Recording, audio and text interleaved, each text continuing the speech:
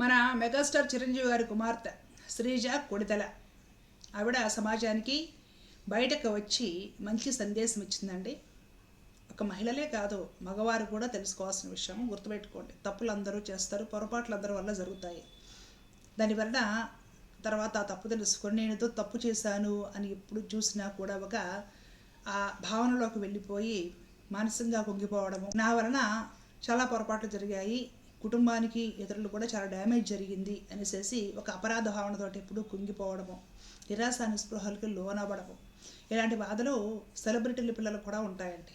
మామూలుగా మనకే కాదు, దాని నుండి బయటపడటానికి కూడా టైం పడుతుంది.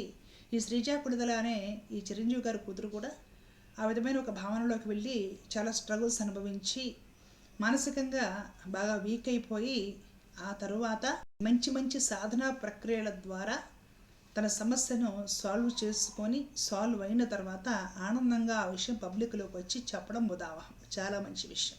ఎందుకంటే పబ్లిక్లోకి వచ్చి ఇలాంటివి చెప్పడం వలన 10 మంది ఆ విధమైన పరిస్థితిలో ఉన్నవాళ్ళు కూడా ఒక మోటివేషనల్గా ఉంటుంది, ఒక ఇన్స్పిరేషనల్ స్టోరీలా ఉంటుంది. వాళ్ళు కూడా ఆ పరిస్థితి నుండి బయటపడి సంతోషంగా జీవించడానికి ఒక మంచి మార్గం చూపించినట్లు అవుతుంది. కొత్త ఏమీ కాదు, మీ అందరికీ తెలిసిన విషయమే. ఈ శ్రీజ గారు చాలా చిన్న ఏజ్ నుండి చదువుకునేటప్పుడు తెలిసి తెలియక ఏదో ఆకర్షణలో పడిపోయి ఇంట్లో వాళ్ళు చెప్తే వినరనేసేసి తెలిసి తెలియని వయసులో ప్రేమలో పడేసేసి పారిపోయి ఆర్య సమాజంలోనే ఎక్కడో ఫస్ట్ మ్యారేజ్ చేసుకుంది. కంప్లీట్గా అది తెలియని తరణమే, మెచ్యూరిటీ ఉండి చేసిన పని కాదు. అప్పుడు చిరంజీవి గారి అభిమానులు చాలామంది బాధపడ్డారు. నాకు ప్రాణహాని ఉంది నా తండ్రి వల్ల చిన్నాన్న వల్ల అని ఈమె ఢిల్లీ వరకు వెళ్ళింది. వీళ్ళ వెనుక కొన్ని రాజకీయ శక్తులు కూడా పనిచేశాయి. చిరంజీవి గారి ప్రతిష్టని డౌన్ చేయాలి అనే ఉద్దేశంతో కొందరు రాజకీయంగా కూడా వీళ్ళు అప్పటికి ఇంకా చిన్నవాళ్ళుగా ఉన్నారు, వీళ్ళతోటి మంచి గేమ్ ఆడారు. అంటే సమాజంలో స్వార్థం ఎలా ఉంటుందంటే ఏ పరిస్థితులైనా సరే ఒకళ్ళు తెలిసి తెలియని తనంతో ప్రవర్తిస్తూ ఉంటే ఇది తప్పమ్మా అనేసి నేర్పి వాళ్ళ జీవితాలను కాపాడాల్సింది పోయి దీన్ని కూడా పొలిటికల్గా మనకు స్వార్థానికి అనుకూలంగా మనకి కలిసి వచ్చే విధంగా ఎదుటి వాళ్ళకి డ్యామేజ్ అయ్యే విధంగా ఎలా వాడుకోవాలి, స్వార్థానికి పరాకాష్ట అండి. సమాజంలో అలాంటి వాళ్ళు ఉన్నారు, అలాంటి వాళ్ళ మధ్య మనం బ్రతుకుతున్నాం అనమాట. అప్పట్లో పాపము ఈ మధ్య చిన్న వయసు కాబట్టి తెలియలేదు, ఏదో ఆకర్షణతో ప్రేమను నమ్మేసింది. చాలామందిలో జరుగుతూ ఉంటుంది అలాగా. ఎంతమంది కాలేజీలో ఆడపిల్లలు ఆ విధంగా చేయడం లేదు. కాకపోతే ఏంటంటే ఈ శ్రీజ మెగాస్టార్ గారి కూతురు కాబట్టి దేశవ్యాప్తంగా సంచలనం సృష్టించి అందరిని వాళ్ళల్లో నాని చాలా కొందరు అయితే చెడుగా చెప్పుకొని ఈమె గురించి ఈమె చిరంజీవి గారి పరువు తీస్తుంది, ఈ విధంగా కూడా మాటలు వచ్చాయి అప్పట్లో. సరే, మాటలు కొన్నాళ్ళు మాట్లాడతారు, మర్చిపోతారు అనుకోండి. తర్వాత ఈమెకు ఆ మ్యారేజ్ బ్రేకప్ అయిపోయింది. అంటే ఈ ఆకర్షణకి అండర్స్టాండింగ్స్కి, ఆకర్షణకి జీవితానికి, ఆకర్షణకి సర్దుబాటుతనానికి చాలా తేడా ఉంటుంది. ఆకర్షణలో ఉన్నప్పుడు ఎంతమంది వచ్చి చెప్పినా సరే వినరు.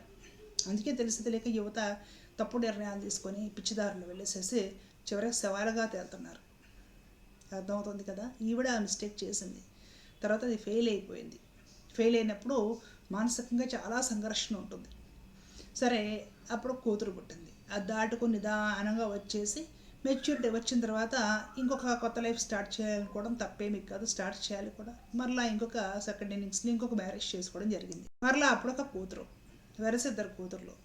మరలా ఏం ప్రాబ్లమ్స్ వచ్చేసాయో ఆ రెండో మ్యారేజ్ కూడా కట్ అయిపోయింది, డైవర్స్ అయిపోయింది. జీవితం నుండి 2 భర్తలు వెళ్ళిపోయిన తర్వాత 2 పెళ్ళిళ్ళు చేసుకుని కూడా ఒక మహిళ ఒంటరిగా మిగిలిన తర్వాత ఆస్తి ఉండనివ్వండి, పేరు బరువు ప్రతిష్ట ఉండనివ్వండి, అది సెకండరీ. ఒక మనిషికి మానసికంగా ఎంత వేదన ఉంటుంది, నా వల్లనే తప్పులు జరుగుతున్నాయేమో, నేనే సరిగ్గా అర్థం చేసుకోలేకపోతున్నాము, నా జీవితాన్ని నేనే కాపాడుకోలేకపోతున్నాను, నేను సరిగ్గా జీవించలేకపోతున్నాను, నాకేమీ చేత కాదేమో, మిస్టేక్స్ అని నా వల్లేనేమో, నా వల్లే ఇంత పెద్ద కుటుంబం పరువు పోతుందేమో, ఇలాగా ఒక అపరాధ భావానికి లోనయ్యి మెంటల్గా ఆవిడ చాలా వీక్ అయిపోయింది. ఆ పరిస్థితి వచ్చిన తర్వాత ఈమె సానుకూల దృక్పథం అలవర్చుకొని ఇలా కాదు, జరిగేవి జరుగుతూ ఉంటాయి, నా జీవితాన్ని నేను సరైన దిశలో నడిపించుకోవాలి, గతంలో జరిగిన విషయాల గురించి పొరపాట్ల నుంచి మనము ఒక అనుభవం తెచ్చుకొని పాఠాలు నేర్చుకుంటాం. కానీ జన్మంతా నేను ఏదో చేశాను కుమిలిపోవడం వలన ఆ తప్పు సరవదు, గతంలోకి మనం వెళ్ళలేం. అలా అని వర్తమానంలో ఉన్న జీవితాన్ని జీవించలేము కదా అని సానుకూల దృక్పథం అలవర్చుకొని భగవద్గీత లైన్లోకి వచ్చింది ఆవిడ.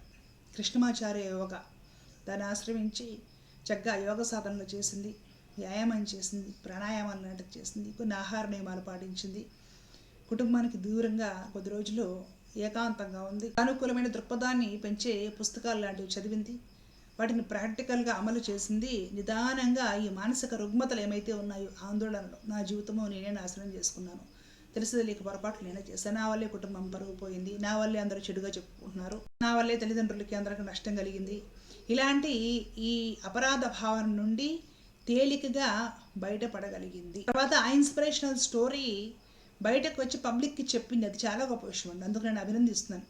ఎందుకంటే ఇలాంటి వాళ్ళు ఎవరైనా ఉన్నారంటే వాళ్ళకి అలాంటి కొంచెం ప్రముఖులు సెలబ్రిటీస్ చెప్పడం వలన ఎక్కువ మంది మోటివేట్ అయ్యి ఆ దారిలో ప్రయత్నం చేసి వాళ్ళు కూడా బాగుపడతారు. కాబట్టి ధైర్యంగా నేను ఇలా ఉన్నాను, ఈ సాధనలు చేసి మరలా ఇప్పుడు చక్కగా తయారయ్యాను, నేను జీవితాన్ని నేను సానుకూలంగా మార్చుకున్నాను అని ఆవిడ బయటకు వచ్చి చెప్పడము చాలా చాలా గొప్ప విషయం అండి. భగవద్గీత చెబుతుంది అదే, జాగ్రత్తగా ఉండాలి, ఒక లిమిట్ ప్రకారం ఉండాలి, జరిగింది తిరిగి రాదు, వాటి నుండి ఒక అనుభవం, ఒక పాఠం నేర్చుకోవాలి, చేసిన తప్పు పదే పదే చేయకూడదు, ఒకసారి తప్పు చేసాము తెలుసో తెలియకో ఆ పొరపాట్లు మరలా చేయకూడదు, నేను నువ్వే ఉద్ధరించుకోవాలి.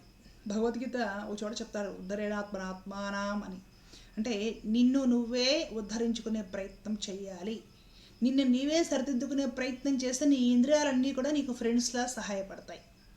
నిన్ను నీవు సరిదిద్దుకునే ప్రయత్నం కానీ చెయ్యకపోతే విడిచేసి ఊరు కూడా నీ ఇంద్రియాలన్నీ కూడా బలంగా తయారై నీకే శత్రువులు అయిపోయి ఎదురు దొరుకుతాయి. మనసు మాట వినదు, నోరు మాట వినదు, ప్రతిదీ తినాలని, షుగర్ ఉన్నా కూడా తినాలని అనిపిస్తూ ఉంటుంది. కళ్ళు మాట వినవు, అర్ధరాత్రి అయినా సెల్లు చూడాలని అనిపిస్తుంటుంది, సినిమా చూడాలని అనిపిస్తుంది. కాళ్ళు మాట వినవు, అర్ధరాత్రి అయినా వేకుజామునైనా క్లబ్బులకి పబ్బులకి తిరగాలని అనిపిస్తూ ఉంటుంది. అంటే ఏంటంటే నీకు మానసికంగా బ్యాలెన్స్ చేసే స్థితి లేనప్పుడు ఇంద్రియాలు అదుపు తప్పిన గుర్రాలు అయిపోయి నిన్నే వెంటాడతాయి. కాబట్టి పరమాత్మ నిన్ను నువ్వు ఉద్ధరించుకునే ప్రయత్నం చేయి, ఎవరిని నువ్వు ఉద్ధరించరు అని చెప్తారు. ఇవన్నీ కూడా భగవద్గీత పాఠాలేనండి. ఇప్పుడు రకరకాల సంస్థలు పెట్టి యోగా అని, ధ్యానం అని, లేదంటే మోటివేషనల్ స్పీచెస్, పర్సనాలిటీ డెవలప్మెంట్ అని మీరు ఎన్ని రకాల పేర్లు పెట్టండి, ఇవన్నీ కూడా భగవద్గీతలో పరమాత్ముడు చెప్పిన పాఠాలే. చక్కగా ఆలోచించుకుందనమాట, పునరాలోచన చేస్తుంది. గతంలో జరిగిపోయాయి, ఇక ముందు ఆ తప్పులు చేయము, జరిగిన దాన్ని నేను అయిపోయింది, ఇప్పుడు వాటిని సరిదిద్దలేను, నేను ఇంకా సగం జీవితం నా ముందు ఉంది, దీన్ని జాగ్రత్తగా ప్రశాంతంగా జీవించాలి, ఇక నుండి పొరపాట్లు చేయకూడదు, జరిగింది, తల్లిదండ్రులు కూడా పెద్ద మనసుతో క్షమించారు, అయిపోయింది, ఇక ముందు జీవితం జాగ్రత్తగా చూసుకోవాలి, జరిగిన వాటి గురించి కుమిలిపోతే ఏమీ రాదు. ఈ పరిస్థితి నుండి ఆవిడ యోగా, ధ్యానము, ప్రాణాయామము, ప్రశాంతమైన జీవనము, సానుకూల దృక్పథం, సానుకూలమైన ఆలోచనలు, ఈ థెరపీ ద్వారా కంప్లీట్గా బయటపడిపోయి చాలా ఆనందంగా నేను ఇలా ఉండేదాన్ని, నా పరిస్థితి నేను చక్కదిద్దుకున్నాను అని పబ్లిక్లోకి వచ్చి సొసైటీ కోసం చెప్పడము చాలా చాలా మంచి విషయం. అందరూ గుర్తుపెట్టుకోవాలి, జరుగుతూ ఉంటాయి. గతంలో చేసిన పొరపాట్ల నుండి ఆ అనుభవం ద్వారా పాఠాలు నేర్చుకొని భవిష్యత్తులో నన్ను చేయకుండా దారి తప్పు అని తెలుసుకున్నాం కాబట్టి మంచి దారిలో వెళ్ళే ప్రయత్నం చేయాలి. అయిపోయిన వాటి గురించి కుమిలిపోయి అపరాధ భావనకు లోనైపోయి బలహీన మనసుతోటి ఎప్పుడు ఏడ్చుకుంటూ ఒక విరక్తి చెంది బ్రతకడం తప్పు. కళ్ళ ముందు ఇంకా బోలెడంత జీవితం ఉంది.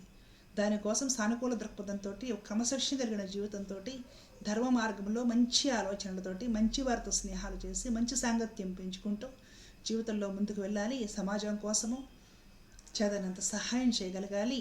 గతంలో మనం చేసిన పొరపాట్లు ఇంకెవరైనా చేస్తుంటే వాళ్ళకి సర్ది చెప్పే ప్రయత్నం కూడా చేయాలి. ఏదేమైనా కూడా మన శ్రీజా కొణిదెల గారు ఆమె అనుభవాన్ని, ఆమె చేసిన ప్రాక్టీస్ని సమాజంతో పంచుకోవడము చాలా గొప్ప విషయం అంటే నేనైతే అభినందిస్తున్నాను. ఆమె జీవితము భవిష్యత్తులో కూడా చాలా చాలా బాగుండాలని, ఆమె పిల్లలు బాగుండాలని మనస్ఫూర్తిగా మనమందరం కూడా భగవంతుని ప్రార్థిద్దాము. అందరూ బాగుండాలి, సమాజము, దేశము, లోకము అంతా కూడా క్షేమంగా ఉండాలి. సర్వే జన సుఖినో భవంతు. జై హింద్.